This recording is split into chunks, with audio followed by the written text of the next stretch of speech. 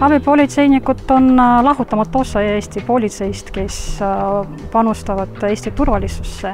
Tänase päeva seisuga Jõhvi rühmas on 58 abipolitseinikku, kes panustavad piirkonnapolitsei töösse, patrullis, piirivalves.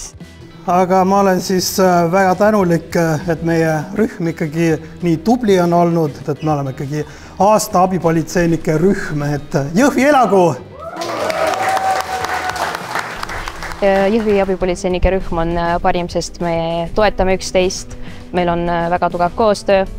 Ega kindlasti teevad seda parimaks meie enda inimesed ja see patriotismitunne ja selline kogukonda panustamine. Jõhvi politseijaoskond osaleb mentorluse pilotprojektis. See tähendab seda, et kogenud abipolitseinikud aitavad uutele tulijatele sisse elada.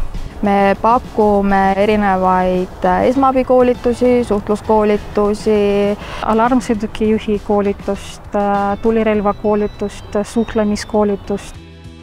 Abipolitseinikuna on meil võimalik ka valida erinevaid kriisirolle.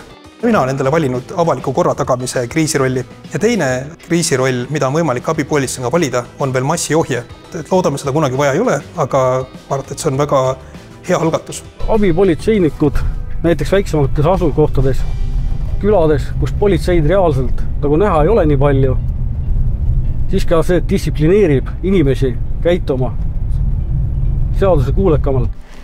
Selle töö juures kõige põnevam on, et kunagi ei tea, mis tuleb, erinevad väljakutsed, erinevad olukorrad, erinevad inimesed, põnev töö.